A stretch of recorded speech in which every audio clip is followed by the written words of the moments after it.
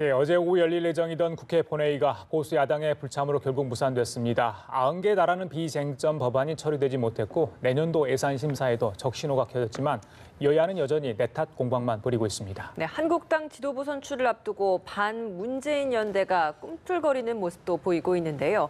아직은 냉소적인 시선도 적지 않은 상황입니다. 관련 내용들 최창렬 용인대 교육대학원장, 김형준 명지대 교수와 함께 짚어보도록 하겠습니다. 네, 어서 오세요. 네, 어서 오십시오.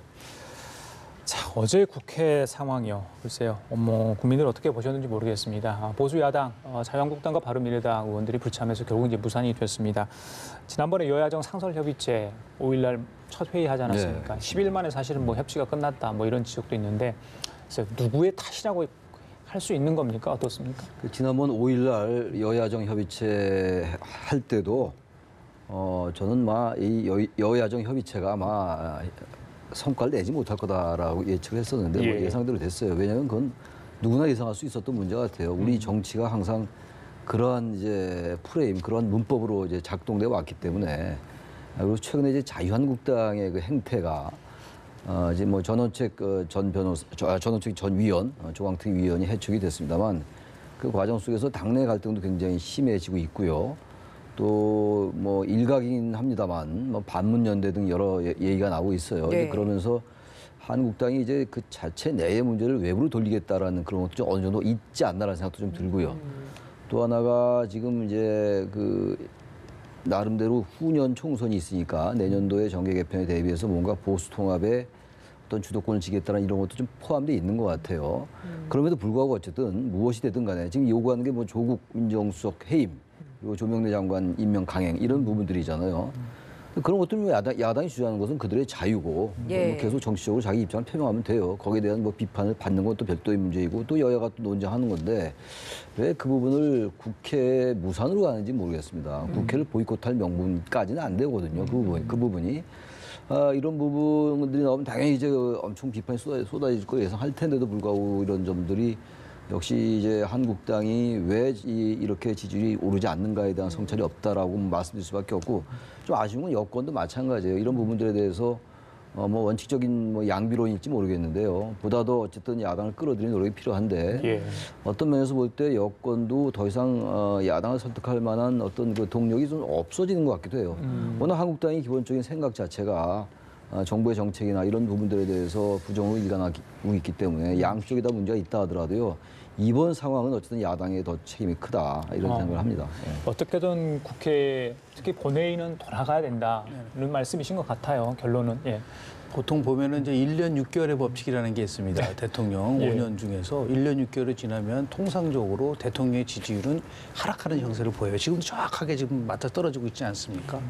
그런 상황 속에서 왜 지금 자유한국당을 포함해서 이렇게 강성 이미지로 가냐면 결국은 12월에 앞둔 원내대표 경선이 있지 않습니까? 그리고 내년 자유한국당이요. 그리고 내년 2월 달 되면 또 결국은 당대표 경선을 해야 되는데 연성적인 전략 가지고는 결국 지지를 얻기는 어렵다. 그러니까 다시 얘기해서 현재 이 상황은 국민의 편에 서서 국민을 보고 의정 활동하는 것이 아니라 당내에 자신들의 이해관계에 의해서 의정 활동을 한다라는 비판을 받을 수밖에 없어요. 왜냐하면 오늘이 11월 16일이지 않습니까? 그렇다고 따지면은 국회 선진화법에 의하면 11월 30일까지 예산 심의를 다 마쳐야 돼요. 그럼 딱 2주밖에 안 남지 않았습니까? 그럼 2주 안에 470조의 슈퍼 예절을 어떻게 그 예산 심의를 할 수 있을까요? 결국 막판에 개수조정 소위 또 소소위 만들어가지고 벼락치기로 쪽지 예산하겠다. 그런 게 관행이 돼 있기 때문에 시간이 좀 우리가 좀 투쟁을 하더라도 그렇게 크게 문제되지 않겠다라고 하는 그런 굉장히 나쁘게 진화된 관행을 갖고 있어요. 이런 부분은 결국 뭐냐면 모든 피해는 국민이 볼 수밖에 없는 부분들이 있어서 지금이라도 이런 정파적 또는 나름대로 자신의 그런 정당의 이익의 관점에서 보는 것이 아니라 국민의 이익의 관점에서 봐요. 왜냐하면 특히 지금은 굉장히 어렵거든요. 경제 상황이 어렵고 또 지금 미쟁점 법안 같은 경우는 빨리빨리 처리를 해야 되는 것이 국회의 본연의 대한민국은 입법부가 아니라 무법부예요. 법을 만들지 않는단 말이에요. 그러니까 이거는 국회의 기본적 기능조차를 스스로 부정하는 거기 때문에 이거는 비판받아 마땅하죠. 지금 여야가 서로 격돌하고 있는 것, 예산과 관련된 네. 부분에서 예산 소위 구성이 안 되고 있는 것이 그 구성원 합의가 안 되는 것 때문인 거잖아요, 일단은. 그렇습니다. 근데 그런 부분에 있어서 보시기에 누가 지금 요구를 억지를 좀 부리고 있다라고 보시는 거예요? 지금 우리 저 예결위는 50명이고요. 예. 이제 개주소정 소위는 보통 15명 정도로 원내 의석수에 따라서 이제 배분을 했는데 지금 이걸 한 석을 더 늘려달라라고 네. 이제 뭐 얘기를 하고 있는 거거든요. 민주당 측에서요. 그렇습니다. 예.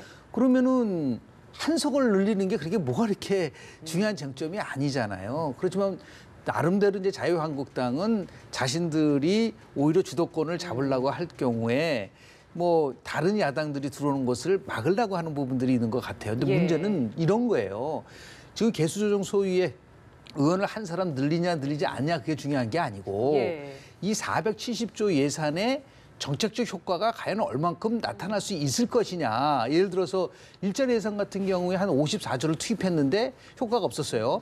근데 이번에 23조 5천억을 투입을 한다고 한다면 그것만이 아니라 모든 법안에 있어서의 예산의 정책적 효과를 가지고서 머리를 맞대야지 숫자를 가지고 싸운다는 것은 결국은 제밥에 더 눈이 더 머는 거예요. 그러니까 막판에 결국은 자신의 지역구라든지 아니면 뭐 그 정치적으로 위상이 예. 높은 사람에게 예산을 가게 되는 이런 식의 일종의 나눠먹기식의 예산의 심의를 하려고 한다는 것에 대한 비판이 많은데도 불구하고 그것을 계속해서 지속하겠다라고 하는 그러한 시그널로 보이지는 않습니다. 예, 지금 야당이 주장하는 게 바른미래당과 자유한국당은 조국 수석의 해임 그리고 고용세서 국정조사 문제 아니겠습니까? 이거 뭐 청와대에서 받기 또 여당에서 받기 굉장히 어려운 카드입니까? 어떻습니까? 전 조국 민정수석 해임은 아마 야당에서도 청와대가 받지 않을 거다라고 예상하면서 공세를 예. 높이는 것 같고요.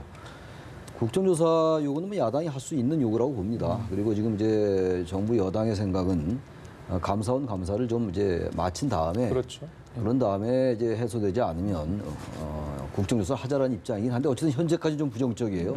야당으로서 당연히 국정조사 하자고 할 수 있는데 지금 조국 민정수석 해임을 요구하면서 지금 나오는 건 조금 좀 뜻밖이긴 해요. 다른 뭐 배경이 있을까요? 예, 배경이라고 한다면 장하성 실장이 이제 경질됐잖아요. 이제 교체됐습니다. 네.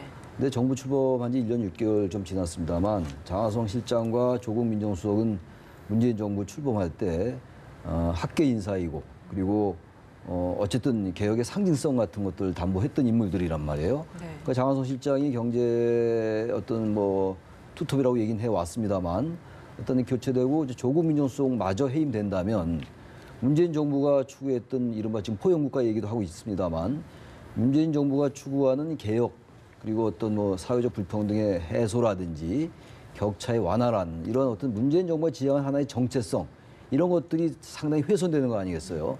왜냐하면 그분들이 뭐 그 정책을 얼마나 해왔느냐가 중요하겠습니다만 그 부분보다도 대단히 상징적인 인물들이라는 거예요. 장하성 실장과 조국 수석은. 네. 바로 그렇기 때문에 이 지금 조명래 장관 해임해라가 아니고 지금 민정수석 해임하라라는 거잖아요. 예. 그러니까 그런 프레임으로 우리가 생각할 수밖에 없어요. 물론 조국 수석이 이제 여러 가지 검증 책임을 갖고 있으니까 야당이 뭐 그런 논리로 민정수석의 해임을 요구합니다만 해임하겠습니까? 절대로 저는 뭐 그 가능성 거의 제로에 가깝다고 보는데 그럼에도 불구하고 이제 정치적 공세의 하나의 명분으로서 조국 민정수석의 해임을 요구하는 건 현 정부에 대한 어쨌든 끔찍내기라든지 정부의 어떤 개혁에 대한 정체성을 동력을 떨어뜨리려는 것이 아닌가라는 생각이 듭니다. 대치하는 부분이 워낙 많아서 그중에 네. 지금 하나 또 다른 가장 중요한 게 바로 유치원 3법 부분인 것 같아요. 한국당 층에서는 자체적으로 법안을 다시 만들어서 발의를 하겠다라고 이야기를 하니까 어제 본회의 무산되고 나서 민주당 측에서는 아예 더 강대강 대립 전선을 만들어 버린 것 같아요. 뭐 연내 법안 뭐 만드는 것도 통과도 좀 어려워 보이는 상황인 것 같거든요. 맞습니다. 그런 것들이 지금 이제 국회가 국민들을 무시하는 행위라고 보는 거예요. 예를 들어서 사립 유치원에 대한 비리에 대한 분노와 그리고 그것을 개혁해야 된다는 공감대는 모든 국민들이 지금 그 부분에 대해서는 공감대를 이루고 네. 있고 자유한국당조차도 처음에 이번에 빨리 대해서 법안을 만들자고 그렇죠. 얘기를 했는데 자꾸만 시간이 흐르면 흐를수록 이게 자꾸 퇴색되는 이유가 뭐냐면 결국은 한유총이라고 하는 이 집단이 갖고 있는 나름대로 그 표를 의식하고 있는 것 같아요. 그러니까 지역에 내려가다 보면은 이제 그 지역에서는 상당히 오랜 기간 동안에 그 지역에서 그 표에 영향을 줄 수 있는 부분들이 있습니다. 네. 그 중에 이제 그 이 어린이집을 포함해서 많은데 이러다 보니까 이제 논리는 이겁니다. 두 가지를 가지고 지금 이제 반대를 하고 있는데 하나는 뭐냐면 박용진 의원이 이렇게 입장이 바뀐 것이 결국은 한유총의 로비를 받아서 그렇게 된 것이 아니냐라고 문제 제기한 것을 이건 명예훼손이다. 이거 분명히 잘못했다고 얘기를 하는 그거는 조금 박용진 의원이 좀 앞선 것 같아요. 동료 의원들을 그런 식으로 이렇게 몰아세운 거는. 예. 두 번째는 이 한유천 어린이집단 전체를 비리 집단으로 매도하지 말아라라고 이제 그 입장을 얘기를 하고 있지만 결국은 뭐냐면 국민들이 요구하는 부분을 얼마나 그러니까 결국은 정책에는 골든타임이라는 게 있는 겁니다. 그러니까 내년도 3월 되면 다시 또 유치원을 운영하려고 예. 한다고 한다면 이것은 하늘이 두 쪽이 나도 이에 어떻든 간에 연내 처리하겠다라고 하는 그런 합의를 지켜줘야 돼요. 그래야지만이 정책이 효과도 있고 나름대로 열심히 일을 하는구나라고 하는 것을 국민들이 느끼는 것이지 이렇게 중요한 부분에 대해서 시간 끌게 하고 또 서로 공방만 하고 한다고 한다면 결국은 저 사람들이 과연 대한민국의 대표인가라고 하는 국회 불신을 오히려 더 가중시킬 수 있는 부분이 있기 때문에 저는 이 부분에 대해서는 빨리 자유한국당이 처음에 약속했었던 부분, 그러니까 빨리 정책의 골든타임으로 돌아가서 연내에는 어쨌든 간에 처리한다라는 그런 선언을 하고 나서 그 안에 조정하는 그러한 유연성을 저는 자유한국당이 좀 보여야 된다고 저는 봅니다. 예. 한국당이 이번에 사립유치원에 관련된 이른바 이제 3법 있잖아요. 거기에 대해서 태도가 바뀐 건 참 이해하기 어렵습니다.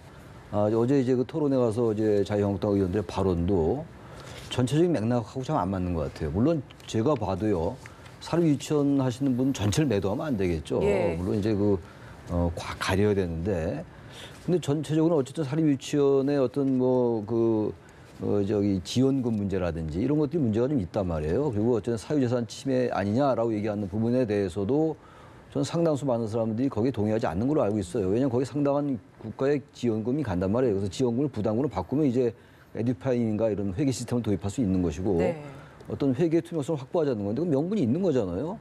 근데 그 부분을 이제 어제 긍정적으로 자유한국당이 임했는데 다시 태도가 선회한 건 전 로비를 받았다 이런 것들은 아직 얘기하기가 좀 그건 적절치 않은 것 같고요. 우리 김 교수님 말씀처럼 예. 박 의원이 조금 그건 좀 섣불리 얘기했던 측면이 있는 것 같아 보이고 아무튼 간에 지금 문제가 있다는 것이 분명히 나타났잖아요. 어쨌든 네. 간에. 그렇다면 그런 부분들을 지적하면서 그러나 어쨌든 사립유치원 전체가 매도되면 안 된다는 입장 표명하지 않고 그래서 저는 어쨌든 한국당이 왜 그런지 잘 모르겠어요. 그건 잘못된 행태라고 보이는데 굳이 얘기를 한다면은 어쨌든 후년 총선에 모든 게 맞춰져 가는 거 아니겠어요? 한국당도 그렇고 그건 정당의 속성이니까. 그래서 어떤 유치원을 자신의 세력으로 우군화하자는 게 아닌가라는 생각도 들어요. 그러니까 단순하게 지역구에서 그 사립유치원들의 표를 의식하는 부분보다도 더 크게 한국당의 하나의 지지 세력으로서 이제 포섭하려 하는 게 아닌가라는 그런 저도 지나치게 정치공학적인 접근인지 모르겠는데 예. 그렇지 않고 저렇게 갑자기 오공하는 그러한 스탠스를 취하는 건 잘 이해가 안 갑니다. 예. 예. 나중에 어떤 결과를 바라고 하는지 모르겠습니다만 하여튼 좀 저희들이 의심해 볼 만한 그런 상황은 있는 것 같습니다. 그런데 이 여야가 또 거의 비슷한 소리를 내는 부분이 있어서 저희들이 하나 좀 짚어보고 갈게요. 민주노총에 대한 비판입니다. 그렇습니다. 글쎄요, 시민들은 이제 민주노총의 최근에 어떤 그런 행보, 시위나 집회 부분을 어떻게 해석하시는지 모르겠습니다만 김병준 위원장이 이 나라는 민주당의 나라냐, 또 촛불 청구서 이 얘기도 하고요. 임종석 비서실장, 홍영표 원내대표, 어제는 김부겸 행정장관까지 이제 글쎄요, 이 문제는 심각하다는 쪽으로 점점 가는 것 같아요. 왜 어떻게 이런 일이 좀 벌어지고 있다고 보십니까? 민주노총은 이 정부와 공동정부라고 생각하는 것 같아요. 2003년도 참여정부가 출범했을 때 가장 처음에 곤혹스럽게 만든 게 아마 아실 겁니다. 화물연대 파업이었었습니다. 그러고 나서 계속해서 줄기차게 이제 파업이 있었었는데요. 지금 이제 고인이 됐죠. 문명의 충돌을 쓴 헌팅턴 교수가 1962년도에 굉장히 중요한 논문 하나 발표합니다. 그게 정치 불안정과 관련된, political instability와 관련된 건데 내용은 이겁니다.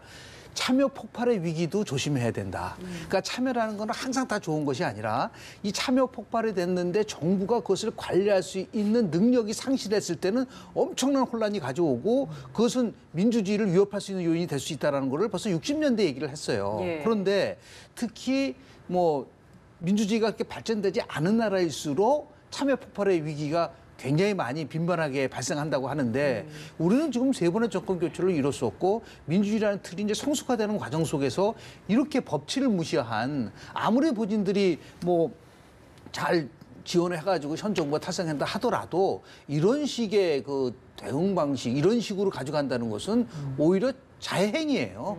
그리고 국민들이 어떻게 이거를 받아들일 수 있겠습니까? 예. 그래서 이제는 뭐 우리가 얘기하는 인내, 전략적 인내를 했지만 정부가 이 문제와 관련돼서는 명확하게 입장 표명을 했다. 더 나아가서 예. 이건 노동 문제와 관련되고 노동 정책과 관련돼가 있는데 이것이 더욱더 발전하려면 문재인 대통령을 포함해서 정부 여당은 자기 핵심 지지층으로부터 미움받을 용기가 필요하다. 예. 그래서 새로운 전환을 가져오는 그렇게 함으로써 시장에게 이 정부도 규제 완화시키고 노동개혁하고 새로운 모습을 보인다고 해야지만이 지금 추락하고 있는 경제를 다시 끌어올릴 수 있는 모멘텀을 만들고 이렇게 질질 끌려다닌다고 한다면 그것은 바로 문재인 정부를 굉장히 어렵게 할 수밖에 없는 그런 요인이고요. 제가 말씀드리지만 1년 6개월 이후에는 항상 정부는 어려움에 봉착될 수밖에 없는데 이렇게 민노총이 불법적으로 투쟁하는 거를 계속해서 방치해 둔다고 한다면 이거는 뭐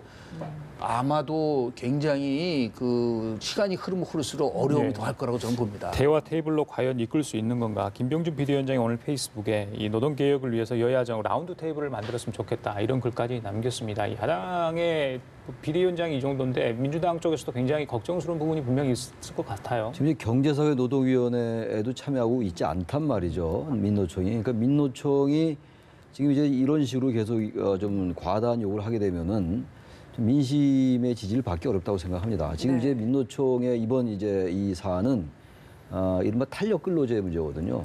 탄력 근로제라는 게 이제 근로 시간이 단축됐잖아요. 이제 52시간으로. 네. 근데 52시간 탄력 근로제가 되니까 어떤 때는 굉장히 비수기가 있고 이제 성수기가 있는데 이거 맞추기가 어려우니까 그 6개월이면 6개월, 1년이면 1년 내에서 52시간을 맞추는 거거든요. 그러니까 탄력적으로 운영하는 거예요. 근데 거기에 대해서 이제 민주당은 6개월까지 탄력 근로제를 연장하겠다는 것이고 한국당은 1년이에요. 그것도 차이가 나요, 지금 어쨌든. 네. 그러나 기본적으로 탄력 근로제는 필요하다는 게 민주당의 생각이에요. 여야다 공이. 단지 네. 시간의 문제이긴 합니다만.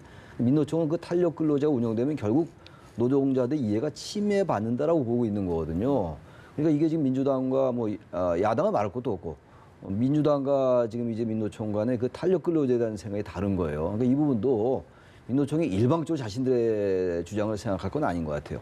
이것도 어쨌든 그 노사정 말씀하셨는데 이런 부분들은 단순히 법안으로 통과만 돼서는 안 될 문제임은 분명해요. 노동계의 지지를 받아야 되는 것이기 때문에 노동계와 국민들 일반의 생각이 다르다면은 전체적으로 하나의 그 사회적인 합의란 기구, 사회적 합의 기구잖아요, 그게. 우리가 주로 네덜란드나 이제 북구를 예를 많이 드는데 우리나라도 그러한 것들이 작동이 돼야 되는데 잘 작동이 안 돼요. 노사정 합의를 통해서 그게 결국 입법으로 끝나야 되는 것인데 그게 안 되고 있는 거기 때문에 어쨌든 여권은 계속 이 부분을 민노총에게 설득을 해야 되는 것이고 민노총도 계속 저러한 행태를 보일 때 과연 자신들이 요구하는 주장이 관철될 것인가에 대해서 다시 한번 돌아볼 필요가 있어요. 이런 식의 과다한 요구는 아마 민노총이 오히려 자신들의 입지를 더 협소하게 만들 수가 있다고 생각합니다. 예, 알겠습니다. 이번엔 좀 다른 이야기 해보도록 하겠습니다. 최근 야권 전반에서 불고 있는 반문연대 움직임 어떻게 보고 계십니까? 반문연대를 정체성이라고 주장하는 사람도 있어요. 굉장히 그 잘못된 시각이죠. 반문연대는 전략이지 그게 어떻게 정체성이 될 수 있겠습니까? 다만 반문연대가 갖고 있는 두 가지 함정이 있어요. 첫 번째 함정은 뭐냐면 그렇다면은 비박, 친박 포함해서 모두 다 같이 할 수 있느냐. 그럼 도대체 지난 촛불 전국 속에서 지금까지 온 국민들의 민의는 어디로 가고 있는 것이냐에 대한 부분들이 나올 수밖에 없지 않습니까? 일부에서는 그래서 뭐 전원책 변호사가 지금 뭐 물러났지만 실은 그분도 우왕좌왕했거든요. 뭐 태극기 연대를 끌어들여야 된다. 다 박근혜 대통령 탄핵에 관련돼서 다시 한번 뭐 토론해야 된다. 이런 식으로 얘기를 했단 말이에요. 그러니까 반문연대를 마치 커다란 국가가 지향할 이념과 정책과 비전을 본다.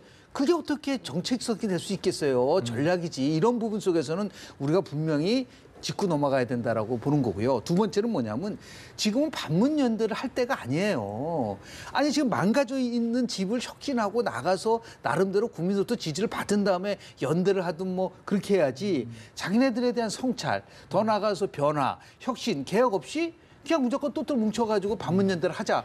이게 과연 효과가 있을 것이냐. 이것은 결국 무슨 말이냐면 현재 처해 있는 아까 제가 다시 한번 말씀을 드리지만 결국은 다음 달에 있을 자유한국당의 원내대표 경선이나 결국 내년 2월에 있을 자유한국당의 당대표 경선에서 어떻게 세력화를 할 것이 유리하냐를 보고 나름대로 이런 전략적 판단을 하는 거라고 보거든요. 예. 근데 결국 무슨 말이냐면 국민들이 어리석지 않다. 그건 다 보고 있고 방문연대 할 수 있죠. 그러나 시점이 지금 반문열대를 할 정도로 이렇게 좀 자유한국당을 포함해서 보수가 괴멸되고 있는데 그런 것들에 대한 기본적인, 그러니까 오히려 어려울수록 기본으로 돌아가라는 거예요. 그러니까 반문연대는 기본이 아니다. 예. 왜 보수가 망가졌고 왜 보수가 괴멸했는지에 대한 기본적 성찰을 우선 해라라는 말씀을 좀 드리고 싶습니다. 그냥 일각에서 나오는 그냥 말인지 아까 말씀하신 것처럼 어떤 전략인지 그냥 실체가 아직은 없고요. 그래서 이대로 그냥 흐지부지해서 끝나는 건지 아니면 정말 바람을 일으킬 수 있는 건지 뭐 우리 교수님 아마 어떻게 이제 생각하십니까? 바람을 일으키고 싶을 겁니다. 아마. 싶을 거다. 지금 이제 뭐 이런 얘기 너무 많이 해서 저도 정말 이제 말하기 민망한데 한국당은 제가 보기에는 총선 전에는 정신 못 차릴 것 같아요. 반문연대가 지금 이 말이나 되는 겁니까? 총선 전이면 꽤 많이 네, 남았어요. 아니 그리고 잘 말씀하셨는데 예. 특정인을 반대한다라는 기치에 뭉친다. 지금 문재인 대통령이 정말 온 국민이 저 인물은 안 된다라고 한다면 얘기가 돼요. 정말 이 민주주의를 저해한 세력이고 대한민국 역사를 이제 구시대로 회귀시키고 정치적 퇴행을 일삼고 반개혁적 이런 거 정말 대통령 끌어내린 탄핵으로 가야 되니까 그건 반모연대가 되겠죠. 그게 아닌 건 분명하지 않습니까? 설령 유권자들 생각이 다 다르다 하더라도 근데 그런 생각이 일반적인 기류로 형성돼 있지 않는데 그 특정 대통령, 특정 인물에 대해서 그를 반대하는 걸로 우리는 같이 뭉치자. 전 초등학교 반장 선거도 이런 건 안 할 것 같아요. 전 정말 그래서 한국당은 총선 전에는 정신을 못 차리는 게 아닌가. 앞서도 말씀하셨습니다만 저도 숱하게 말씀드리고 요즘 그 한국당 내부 모습을 보십시오. 아까 태극기 세력 잠깐 얘기 나왔습니다만 박근혜 전 대통령 탄핵에 반대했다고 그게 지금 난 반대 안 했습니다. 뭐 이거 가지고 지금 얘기하고 있는 거 아니에요. 너무 시대에 안 맞잖아요. 알겠습니다. 그러니까 이런 걸 가지고 반문연대를 연결시키면요. 한국당은 제1야당으로서 위상을 회복하기커녕 점점 나락으로 빠질 수밖에 없다. 정말 전 한국당 의원님들에게 간곡하게 당부드리는 게 다 그렇지는 않아요. 그 안에도 뭐 잘 복당파도 있고 친박도 있고 비박도 있고. 아무 지금 어느 세월에 친박 얘기를 합니까 지금. 네. 아무리 원내대표 선거가 있고 내년 전당대회 있다 하더라도 아무리 표를 결집하기 위한 것이라 하더라도 정도껏 해야죠. 다른 명분을 가지고 자신들의 지지층을 결집하고 당내의 세력을 모아야지 지금 무슨 반문연대 친박 이런 걸 가지고 얘기를 하는 게 말이 되나요? 전 정말 한국당이 제1야당 이런 행태를 보이니까 협치도 안 되는 것이고 아까 여야정 협치 아까 모두에 나왔습니다만 이런 정당을 대상으로 저도 여당도 뭐 일반론적 관점에서 책임 있다고 말씀드렸는데 그런 정당을 대상으로 협치한다는 것도 좀 굉장히 어려울 것 같아요, 솔직히. 예, 알겠습니다. 하나만 더 짧게 여쭤보고 마칠게요. 한국당의 해촉한 전원책 변호사 조강특위 후임으로 오정근 교수가 이제 선임이 됐죠. 김병준 비대위원장이 글쎄요 상처를 입었다는 분들이 대부분 많더라고요. 이제 오 교수를 임명하면서 좀 그 상처를 회복하고 다시 비대위 활동 정상적으로 하고 인적 쇄신을 정말 동력을 회복해서 제대로 갈 수 있을지 어떻게 예상하십니까? 새누리당 자유한국당의 뭐 경제혁신위원회 오정근 전 교수를 영입했다면 제가 그거는 참 잘했다. 왜냐하면 IT 전문가고 경제 쪽에 관련된 건데 그분이 조강특위에 무슨 상관이 있다는 거죠. 그 미스매칭이라고 보고요. 결국은 뭐 한 2개월, 3개월 정도 활동하는 거로 해서 임시적으로 이렇게 간 거라고 보는데요. 중요한 거는 지금 그 비상대책위원장을 맡고 있는 김병준 위원장이 지금 이 상태에서는 모든 거를 다 내려놓고 빨리 일정을 정해서 이제 1월이면 1월, 2월이면 2월에 끝나겠다라는 나름대로의 로드맵을 빨리 제시해야 된다고 봅니다. 여기서 뭐 더 이상 욕심을 부려가지고 뭐 예. 새로운 비전을 만들고 뭐 예를 들어서 무슨 뭐 인적 쇄신한다. 그거는 벌써 지나갔어요. 벌써 그런 동력은 떨어졌고 그런 능력이 없다는 게 확인이 됐기 때문에 예. 무슨 뭐 조강특위 위원 한 명을 바꿨다고 해서 새로운 탄력을 받을 수 있을 것이다. 그건 한마디로 얘기해가지고 연목구호다라는 말씀 좀 드리겠습니다. 알겠습니다. 한 30여 분 동안 우리 정치권 소식 다뤘는데 뭐 기쁜 소식 전해드리지 못해서 사실 좀 그렇습니다. 예, 알겠습니다. 지금까지 회창일 용인대 교육대학 원장 김영준 명지대 교수 두 분과 함께 얘기 나눠봤습니다. 말씀 잘 들었습니다. 고맙습니다. 고맙습니다.